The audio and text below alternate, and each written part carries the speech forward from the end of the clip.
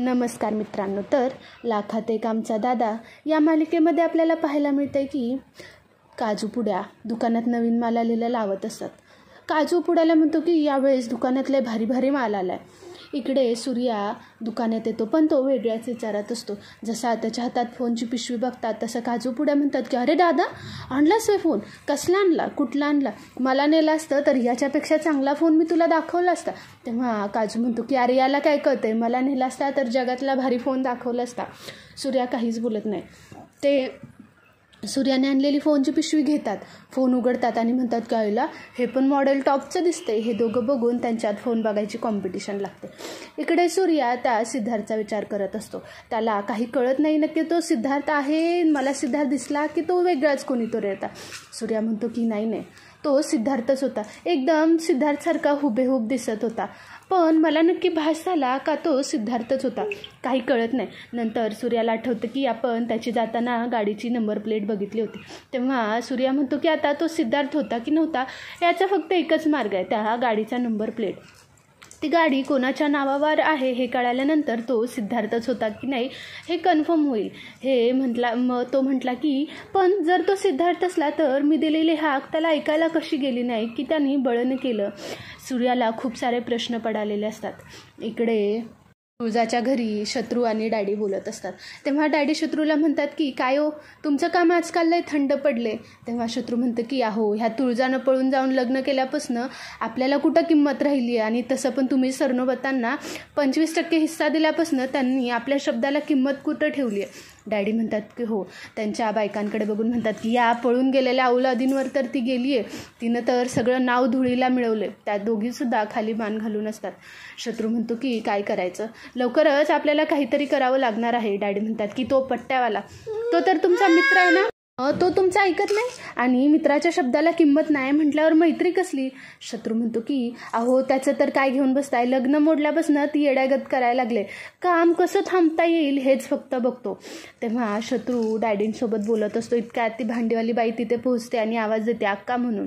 तेव्हा शत्रू आणि डॅडी त्यांच्याकडे बघतात. त्या पटापट बाहेर जातात की ती बाई काही बोलू नये.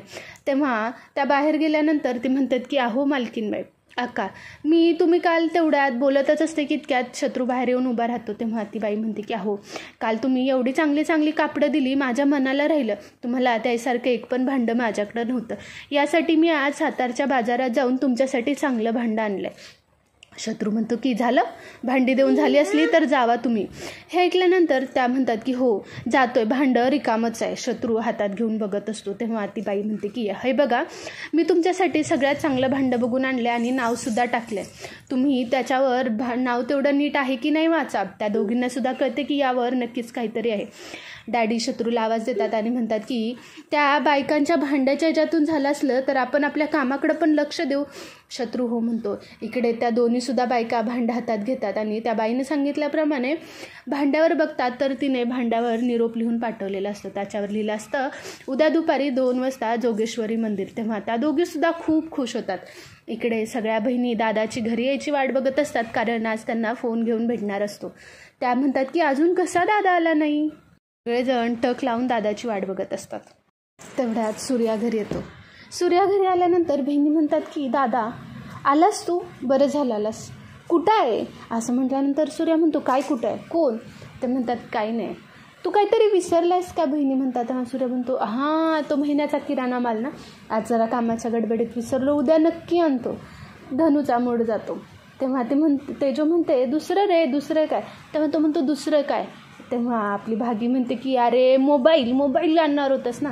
तेव्हा सूर्या म्हणतात अरे विसरलो, उद्या नक्की आणतो. हं, सगळ्या बहिणींचा मूड जातो. तेव्हा धनु म्हणते की उद्या तरी नक्की आण दादा. तेव्हा तेजो म्हणते की हां, आज काय उद्या काय, फोन काय कधीतरी आणणारच आहेस ना, उद्या तेवढं विसरू नकोस. हे म्हटल्यानंतर सूर्या बरं बोलतो. सगळ्या बहिणी जायला लागतात. एवढ्यात सूर्या म्हणतो की सांडाळ चौकड्यांनो, तुम्हाला असं वाटलं आहे का कधी तुम्ही मला एखादी गोष्ट आणायला सांगितली आणि ती मी आणली नाही? तेव्हा त्या बहिणी म्हणतात की नाही, आणि तो खिशातला फोन काढतो. त्या बहिणी इतक्या खुश होतात की त्यांना काय करावं काही कळत नाही. सगळा फोन उघडल्यानंतर म्हणतात की अरे दादानी फोन आणला आणि पहिल्यापेक्षा महागडा फोन आणलाय. त्या बहिणी खूप खुश होतात. सगळ्यांची चढाओढ चाललेली असते की कोण फोन घेणार. सगळ्या एक एक करून बघायला लागतात. सूर्या खूप खुश असतो. तुळजा मागून येते आणि म्हणते की बघ सूर्या, किती खुश झाल्या ना त्या, आणि तू शब्द पाळलास, तू खरंच खूप चांगला आहेस. तेव्हा सूर्या म्हणतो की का नाही पाळणार, जोपर्यंत शब्द बदलणारी माणसं आहे तोपर्यंत शब्द पाळणारी सुद्धा असतातच. सूर्या आणि तुळजासुद्धा त्या बहिणींना बघून खूप खुश होतात. सगळ्या बहिणी एक एक करून फोनमध्ये फोटो काढतात. तेव्हा त्या म्हणतात की दादा ये ना आपण फोटो काढू. तेव्हा त्याला सूर्यालासुद्धा घेतात आणि पाऊट करून फोटो काढ, असे पप्पे कर असं म्हणतात. आणि तो सुद्धा त्या बहिणींचं सगळं ऐकतो आणि एक सेल्फी काढतो.